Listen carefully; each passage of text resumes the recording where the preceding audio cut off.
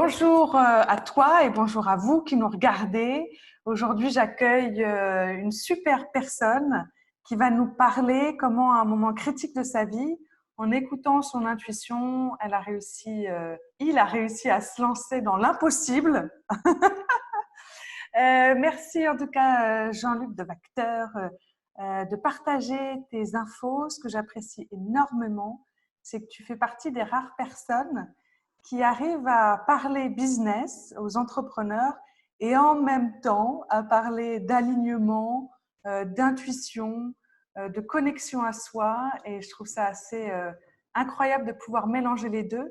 Et tu fais partie de mon cercle très proche où il y a ces deux ingrédients mystères qui fonctionnent. Et j'adore également ta partie créative. Tu es également donc un artiste, en plus d'être, ce que tu dis, un serial entrepreneur qui accompagne des centaines d'entrepreneurs à déployer leur activité, à se pousser, à ouvrir et à déployer leur aile. Tu fais des formations en ligne, des masterminds et également des lives pour impulser cette belle énergie que tu as auprès d'autres personnes pour qu'ils créent également leurs rêves. Donc, merci beaucoup de partager ce moment avec moi et avec vous qui nous regardez. Mais écoute, merci à toi d'abord de m'avoir invité. Ça me fait très plaisir de pouvoir partager sur… quand tu m'as parlé du sujet, ça a été juste un no-brainer. C'était OK, d'accord, on va parler de ça. Et j'aime bien ce que tu dis. Et en même temps, je pars du principe qu'à l'intérieur d'une entreprise, il y a toujours d'abord un être humain. À la fondation d'une entreprise, il y a d'abord un être humain. Et ce que je remarque chez les grands entrepreneurs, c'est qu'en fait, quand tu les entends parler, ils te parlent avec leurs mots à eux d'intuition, ils te parlent de ressenti, mais ils te parlent finalement plus de choses qui tiennent du domaine de la perception, du ressenti, de l'intuition, que de calcul, d'analyse, etc. quoi. Donc, je pense que c'est un petit peu tous les entrepreneurs qui ont ce sujet-là. Notre particularité à toi comme à moi, je pense que c'est d'avoir le courage de révéler les recettes d'arrière-boutique et d'en parler librement, quoi. Tu vois, de pas cacher ça, de pas réserver ça à certains cercles privés et de se dire, allez hop, il faut que tout le monde le sache, on en Ouais. parle et voilà, quoi. Ouais, non, c'est génial. Alors, tu m'as partagé qu'il y a eu un moment critique dans ta vie où tu venais juste d'être papa, jeune papa, et il y a eu une grosse prise de conscience de dire soit tu multiplies par 3 ton chiffre d'affaires, tes revenus, ou soit si ta famille était à la rue. Et là, tu as eu une grosse intuition et surtout, tu as réussi à mettre ta créativité et ton enthousiasme, ta motivation au-delà du possible. Est-ce que tu peux nous partager un peu qu'est-ce qui s'est passé et en quoi cette intuition t'a boosté? Ouais, bien sûr, bien sûr. C'était en 2017. Je me souviendrai toujours, à la suite d'une mauvaise nouvelle, on avait monté un ultime business avec mon épouse et puis les choses se sont pas passées comme on l'escomptait et on s'est retrouvé avec des charges extrêmement lourdes, une maison à rembourser, des frais fixes en fait auxquels on pouvait pas échapper et qui m'obligeaient, comme tu l'as très bien dit, à tripler mon chiffre d'affaires, à développer un niveau de revenu que j'avais jamais développé auparavant. Que ce soit en tant que salarié, que ce soit dans n'importe quoi depuis que je suis né, j'ai jamais créé ce type de revenu. Donc, j'avais pas de référentiel connu, j'avais pas de modèle, je pouvais pas m'appuyer sur ce que j'avais vu auprès de mes parents, j'avais pas de gens comme ça dans mon entourage. Je devais quelque part faire un pas dans le vide, je devais, comme tu l'as dit, utiliser ma créativité pour inventer quelque chose que je ne connaissais pas. Donc, je pouvais pas me reposer sur ce qui était dans le disque dur. Ouais. Et, euh, et je pense que ce qui m'a fortement aidé, c'est justement le fait que j'avais pas le choix et que du coup, je pouvais pas continuer à fonctionner encore et encore et encore avec mes vieux programmes, avec mes vieilles habitudes de fonctionnement, avec ce que j'avais pu observer, avec mon mental. Je devais faire un saut dans le vide et je devais me poser des questions. Je me souviens à l'époque, je me posais la question tous les matins quand je me levais. Je me disais, OK, donc il faut que je trouve le moyen. Comment est-ce qu'on fait 10 000 euros par mois? Ah, c'est Comment ça. est-ce que je vais faire 10 000 euros ce mois-ci? Comment est-ce que je vais faire 10 000 euros ce mois-ci? Et mon cerveau, il arrêtait pas de me dire, je sais pas, moi, qu'est-ce que tu veux que j'en sache? J'ai jamais fait ça. Mais ce que je me suis rendu compte, c'est que il y a un petit, comment dire, une sorte de truc dans le cerveau qui, quand on le connaît, on peut le hacker, on peut le détourner. C'est qu'il va toujours nous donner la réponse la plus rapide qui lui permet de retrouver de La la détente, stabilité. Ah, la de la détente, là, stabilité ou plus. de la détente. Ouais. Enfin, on peut, mais juste de retrouver un état de stabilité, comme tu dis, Ouais. d'harmonie. En fait. Et ce qui se passe, c'est que la première réponse qu'il va donner à une question nouvelle, ça va toujours être « je sais pas ». Et on a toujours le droit à ce moment-là de se dire cette réponse-là, elle n'est pas de qualité parce que si je commence à faire des choix dans ma vie à partir de je sais pas, ça va pas aller bien loin. Donc, on peut décoller cette réponse en disant « Ok, je garde la question. Je refuse cette réponse, je garde la question ». Moi, je travaille beaucoup comme ça au niveau de mon intuition. Ouais. Je force le cerveau à aller chercher une autre réponse jusqu'à ce qu'il m'amène quelque chose qui remplisse ma main. C'est l'image que j'utilise. Ouais, Et tout où à je fait. sens un sentiment intérieur, parce que ça passe beaucoup par le ressenti, et où je fais « Waouh, ça c'est nouveau ». Waouh, ça me met dans un état de confort intérieur. Waouh, ça m'enthousiasme. Waouh, ça me met en paix ou ça me met en joie. Donc, j'ai vraiment travaillé, comment dire, pas du tout mentalement, c'était vraiment presque physique en fait, pour avoir les idées et ensuite après les mettre en application, ce qui m'a permis en 2017 de tripler mon chiffre d'affaires. Je devais le faire et je l'ai fait. Et puis comme j'avais appris à le faire, j'ai refait la même chose à peu de choses près en 2018. Et là, on vient de finir l'année 2019 avec un très joli, un peu plus que x2, je crois 2,2 je pense. Donc une belle courbe de progression Ouais, grâce génial. justement toujours à cette méthode pour aller chercher des nouvelles réponses à des questions Ouais. Donc, ce que tu extrêmement. partages, c'est ce côté, OK, on pose une question et en mode automatique, le mental, il va se dire, bah non, c'est pas possible ou je donne une réponse directe. Alors là, ce que tu dis, c'est hop, je prends un tout petit peu de recul et là, je me dis, OK, ça me suffit pas, vas-y, cherche quelque chose d'autre. Et il y a vraiment aussi cette sensation, moi j'ai un exercice dans mes ateliers où c'est, bah, tu te connectes à la personne qui est en face, tu mets ta main comme ça, donc c'est exactement ce que tu as dit, et hop, j'attends de voir qu'est-ce qui arrive. Que ce soit Ouais, une image, une sensation, un son, quelque chose, tu vois. Et donc, ouais. c'est chouette que tu parles de ça. Quand tu as eu ce choix-là, en plus, j'aime bien parce que tu partages, il y a beaucoup de personnes qui n'osent pas suivre leur intuition. Et là, toi, comme tu étais dans un moment un peu de panique et de survie, tu as dit de toute façon, j'y vais, quoi. Peu importe ce qui se passe, je suis ce qui vibre pour moi. Hmm. Comment ça a été quoi tes premières intuitions par rapport au fait qu'il fallait que tu te dises, OK, là, il faut que je me fasse 10 000 euros par mois. Tu t'en souviens ou... Alors, les premières, ça a été des trucs aussi simples que l'idée d'une personne qui traverse mon esprit. OK, Et puis, de l'idée de cette personne vient, tiens, je pourrais peut-être proposer à cette personne telle ou telle chose. OK. Plus en Tu mode vois? client ou partenaire, tu penses à ce moment-là? Alors, ça pouvait être à la recherche de clients. Par exemple, au début, ma prospection telle que je la faisais, Ouais, c'était OK, donc pour faire plus d'argent, il faut que j'aille trouver des clients qui sont capables de me donner plus d'argent ou pour ouais, qui je peux créer une valeur supérieure. Donc, en tout fait, à je me fait. suis vraiment mis sur cette intention de me dire OK, par où est-ce que je peux me diriger pour créer une valeur qui me permette de percevoir en retour. Parce que pour ma part, je suis entrepreneur. Donc, évidemment, Ouais, la dimension d'argent, c'était pas gagner au loto, c'était pas aller emprunter de l'argent à ma grand-mère qui est ouais, venue. Ça pourrait être ça dans la vie de tous les jours. Hein. C'est juste complètement. que moi, dans mon rapport à l'argent, c'est je dois le créer par le travail. Donc, Ouais, du coup, je bouge dans cette direction-là. Mais c'était ça, l'intuition d'une personne. C'est-à-dire tout à coup une pensée dans le mental. Et il y a deux types de pensées dans le mental. Il y a les pensées mortes et les pensées vivantes, comme je les appelle. ouais. Vas-y, Euh, partage. alors, il y a des pensées, en fait, je ne sais pas comment expliquer ça, mais il y a des pensées où je sais que c'est un vieux programme parce que je les reconnais, en fait. Elles ont pas de Ah, vie à OK. l'intérieur, elles sont comme automatiques. Et Ouais, puis, il y a une pensée où tout à coup, il y a quelque chose dans l'observation du flux de pensée qui fait, tiens, ça c'est étrange. Ça sort du flux habituel et continu, normal. Et là, je sais que je tiens quelque chose qui peut-être est mon point de départ par rapport à ma question de fond du moment.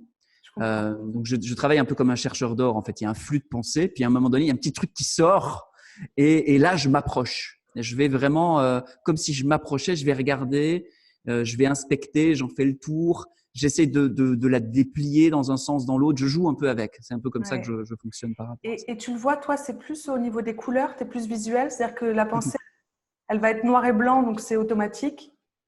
J'ai pas d'image, Ah, t'as pas euh, d'image. C'est une j'ai pas de sensation. son. Comment tu C'est sais que ta pensée, elle est je, intuitive ou elle est dans ce schéma-là qui tourne? Écoute, récemment, j'ai entendu parler d'un nouveau terme que je connaissais pas, qui est la claire connaissance. Ouais, Et je crois que c'est ce qui ressemble le plus à un média qui me correspond bien, parce que j'ai pas de vision, j'ai pas d'audition, mais à un il n'y a pas moment de donné, sensation. je le sais. Je Mais sais tu pas le expliquer. sens C'est comme ou si tu je le le… reconnais. C'est comme si tout à coup il y a quelque chose, et pour moi c'est une évidence en fait. sauf que je sais que c'est une évidence nouvelle. Et en même D'accord, temps ok. reconnue d'un autre espace, voilà, inconscient de moi-même qui le savait déjà. Tu sais, on pourrait le dire comme ça. Et est-ce Donc que ça c'est passe par des sensations? Une sensation que c'est ça? Comme si tu avais une sorte, tu sais, des fois ça arrive, on a des frissons, on non, ça a… j'ai non, pas. pas non plus. Ok. Non, alors c'est comme je le disais tout à l'heure, je peux avoir deux choses, ou bien c'est un sentiment intérieur et c'est plus dans le corps, Oui, de c'est si ça. plus c'est aligné, ça me met en confort, ça me met bien, je me sens Ouais. bien avec l'idée. Ça, c'est en général plus quand je dois prendre des décisions ou faire des choix. Ok. Donc c'est plus le canal, ce qu'on appelle kinesthésique, tu sais, sur… C'est ça, Ok. c'est ça, exact. Par contre, ce que je disais avant, quand je suis en train d'inspecter, là, c'est pas du ressenti parce que je suis pas en train de me dire est-ce que je vais l'implémenter ou pas. Oui. Donc, ça passe par un autre biais. Je dirais que Auditif ou… c'est un peu comme Minority Report. Je sais pas si tu vois le Ouais, film Minority Report où il joue comme ça avec tout un à espèce fait. d'ordinateur. C'est plus comme ça, quoi. Donc, c'est Ok. comme si j'étais dans un champ informationnel et que je fais des expériences là-dedans jusqu'à ce que j'ai un truc. Et là, c'est plus dans la tête où ça fait, si je devais dire que c'est un sens, c'est plus ça sonne juste. Ouais. Ouais, Ça a une ouais, il y a résonance le… juste. Ouais, là, je suis en train de lire un livre là sur Diels qui a écrit sur Walt Disney, sur Mozart, et donc il passe par plusieurs canaux de perception, parce que tu sais, on a les 5 canaux là, de perception, donc le Ouais, ouais. visuel, auditif, kinesthésique, l'odorat et le goût, et donc on Yes. peut passer d'un à l'autre. Donc tu vois, tu peux avoir, tiens, ok, ça sonne juste, donc kinesthésique. Après, tu vois tout le plan, donc là, tu es visuel, tu joues avec et tu as le son qui vient, parce que comme tu dis, ça sonne bien, et après, hop, tu le retransformes. Donc, des fois, en fait, on passe par plein de canaux différents qui fait que ça nous valide l'information encore plus, quoi. Yes. Ouais, non, c'est J'aime bien, génial. j'aime bien. J'avais jamais perçu ça. Merci de me faire un plan. Je vois plus clair sur ce que je fais. C'est ça, le chemin, quoi. Et c'est C'est génial parce cool. que C'est c'est-à-dire que cool. tu utilises tous les canaux. Enfin, au moins les 3 principaux, Ouais. kinesthésique, visuel, auditif, quoi. Il Donc, semblerait. Je viens de ouais, il l'apprendre. semblerait. Et alors, j'aimerais aussi que tu nous partages un moment, parce qu'en tant qu'entrepreneur, il y a l'argent qui compte, le fait de perdre de l'argent, Yes. de pas assez avoir en trésorerie. Il y a également le temps, l'énergie. Et donc, j'aimerais aussi que tu nous partages. À un moment, tu disais, j'ai eu une intuition par rapport à un recrutement, mais j'ai pas écouté tout de suite. Et en Mm. fait, à la fin, ça m'a coûté peut-être plus de 5 000 € et 2, 3 mois de mince, je peux pas servir autant que j'aimerais peut-être mes clients. Est-ce que tu peux nous partager un peu qu'est-ce qui s'est passé à ce moment-là pour toi? Ouais, ouais, tout à fait. C'était au début du moment où je commençais à me dire qu'il fallait que j'arrête de travailler seul et que je commence à travailler avec des personnes. Donc, c'était mon premier recrutement. Ouais, Et donc, je suis parti et je crois la première semaine, je sais pas, tu sais, mais c'est un peu, on peut comparer ça à une date. Tu sais, ouais, tu viens de passer la soirée avec quelqu'un que tu as rencontré et à la fin de la soirée, tu as déjà une bonne, assez grosse idée de ce qui peut ou pas se passer par la suite. ouais, tout à fait. Et en fait, j'avais ce sentiment-là au bout de la première semaine. Je me disais, ça va pas le faire. Ouais, Intérieurement, ça me disait, ça va pas le faire. Mais j'ai pas écouté ça et je me suis dit, c'est quoi, on va voir. On va mm, voir. C'est comme si j'étais en train de transiger par rapport à ce ressenti parce qu'à l'époque, j'avais pas comme maintenant plus de détente en me disant, tu sais quoi, de toute façon, il y aura des choses qui vont peut-être pas se passer comme tu l'as prévu, mais au moins c'est plus fun, c'est plus marrant, puis c'est plus. Aujourd'hui, je peux le dire, c'est plus efficient d'écouter mm, l'intuition que d'y aller avec son mental, etc. Donc, ouais. mais là, j'y suis allé parce que c'était encore nouveau pour moi. J'avais C'est la ce première sentiment, mais en fois. même temps, j'ai pas écouté. Et en Mm. effet, j'ai tout de suite senti et tout s'est vraiment déployé comme je le pressentais, c'est-à-dire que j'ai continué, mais j'étais pas satisfait. J'en parlais à ma femme, je dis ça le fait pas. J'arrêtais pas de me rendre compte qu'il y avait des choses qui étaient pas comme je voulais. Et puis à un moment donné, j'ai été obligé de finir Oui, parce qu'il y a eu la goutte d'eau de trop. Mais en fait, du coup, elle a perdu du temps, moi j'ai perdu du temps et de l'argent. Et en fait, ça aurait été moins embêtant, même si à l'époque, c'était embêtant de me dire, allez, stop, j'ai pas trouvé la bonne, hop, je repars dans le recrutement, je me retrouve à la recherche de quelqu'un. Et donc, en fait, moi, la leçon que j'ai apprise, c'est que si ton intuition dit quelque chose, euh, il vaut mieux payer tout de suite la note et sortir du restaurant mm. que de manger ton repas jusqu'au bout, d'être malade. Et voilà, tu C'est vois, vrai. tu fais excusez-moi, on m'appelle, tu sors du restaurant, tu vois, tu t'en vas. Ouais, Quoi. ouais, c'est vrai. Et tu n'es pas obligé de manger le repas parce que tu es entré dans le restaurant. Et je pense que voilà, c'est Ouais, la c'est leçon que j'ai chouette. retenue. Ouais, bah, merci beaucoup.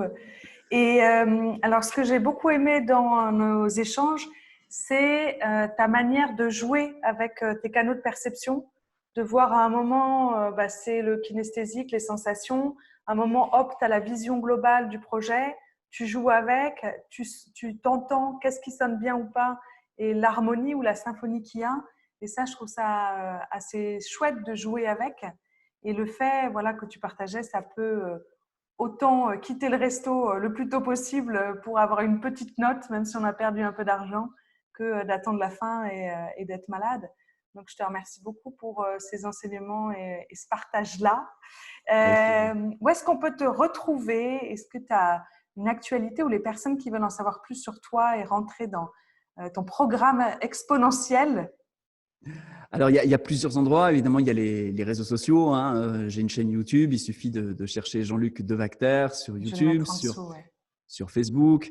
Il y a mon site internet, jeanlucdevacter.com.